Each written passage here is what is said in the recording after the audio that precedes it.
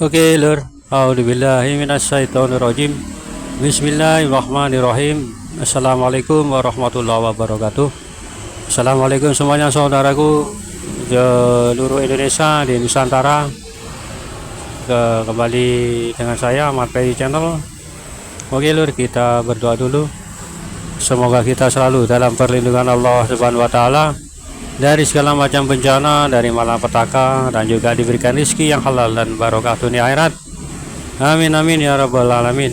Oke, Lur, santai-santai dulu di di pagi hari Sabtu. Kecepit kemarin tanggal merah ya, sekarang tanggal hitam. Besok tanggal merah lagi. Oke, Lur, santai-santai dulu sambil melihat pemandangan di depan. Tentang gempa video saya yang kemarin, ya mudah-mudahan itu enggak terjadi, dan gempa itu akan menyadarkan kita semua nantinya, Lur.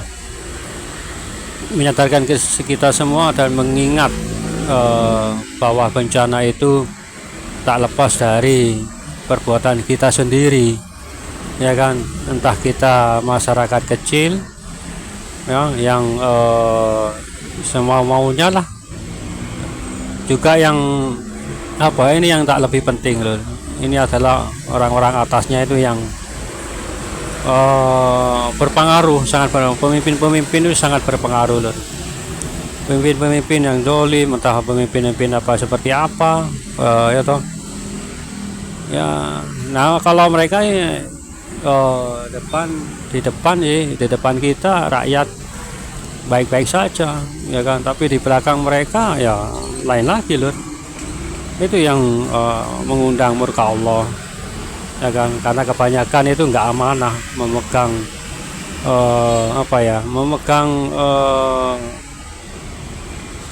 suara rakyat, ya kan.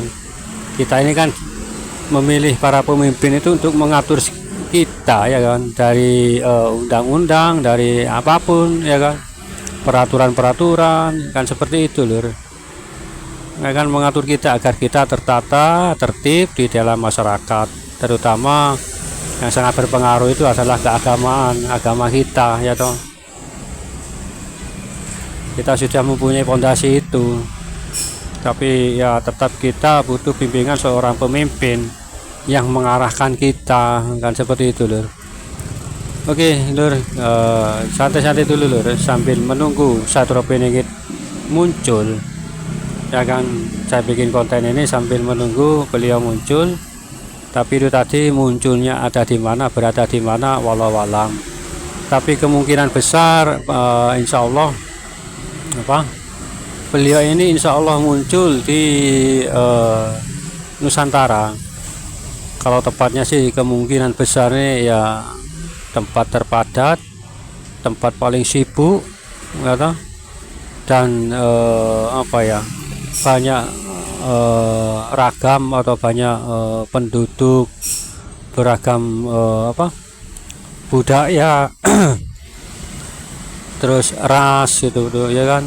Maksudnya tuh Nusantara ya, satu tempat itu berkumpul dari banyak pulau-pulau. Saudara-saudara kita Nusantara itu berkumpul, atau tepatnya di kota besar. Nah, di kota besar kan seperti itu, Lur, dari suku manapun, ya kan, saudara-saudara kita yang datang dari suku manapun untuk bekerja, mencari nafkah atau merantau. Nah, itu kemungkinan besar itu, Lur, munculnya di kota-kota besar, Lur.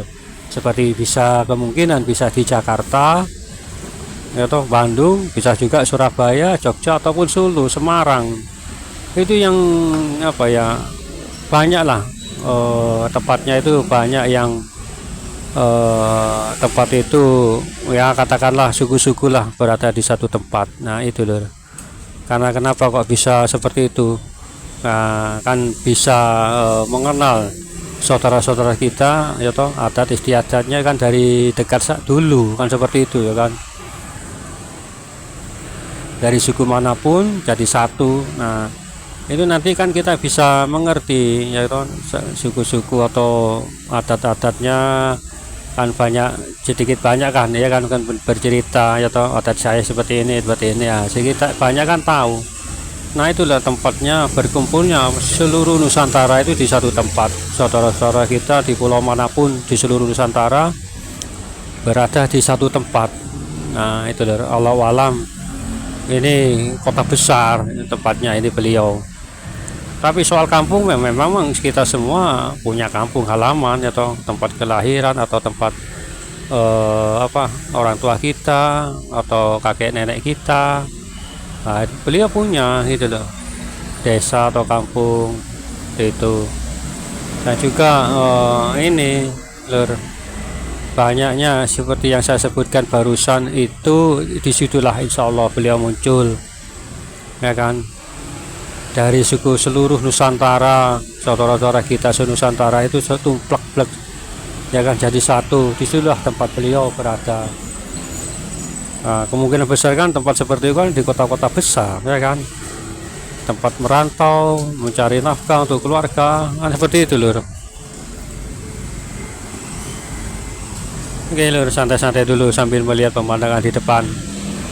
Ya seperti itulah lur, insya Allah kita tunggu atau kita amati saja tempat kita masing-masing, yang mungkin kebetulan kita berada di kota besar, ya kan. Saya juga berada di Surabaya, saya juga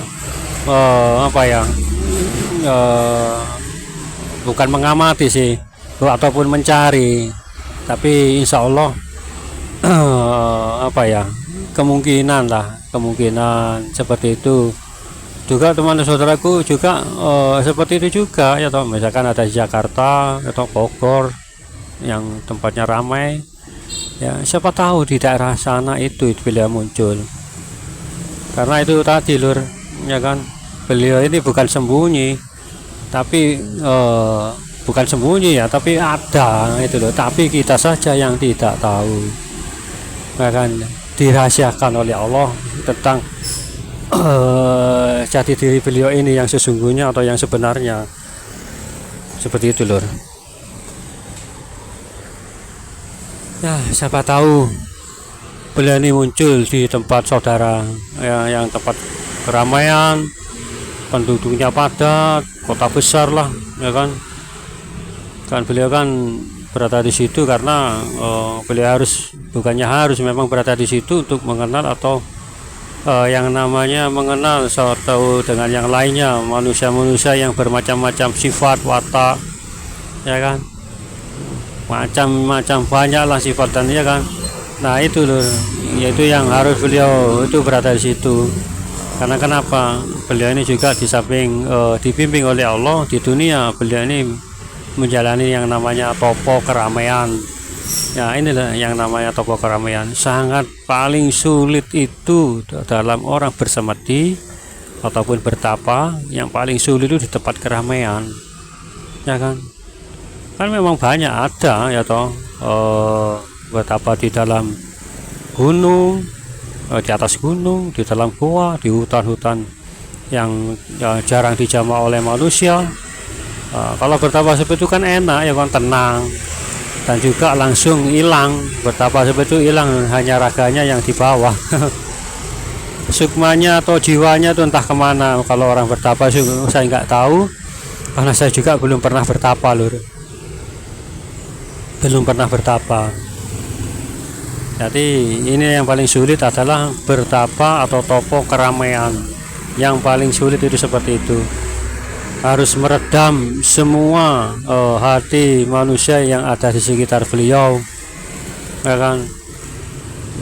Kan seperti itu lur. Kalau nggak kan kita kan ikut berpengaruh, ikut terpengaruh oleh suatu hati atau perbincangan atau apa kan. Nah itu beliau ini topo keramaian itu juga membentuk beliau sebuah pahamlah dan mengertilah setiap watak atau sifat-sifat manusia di sekitarnya.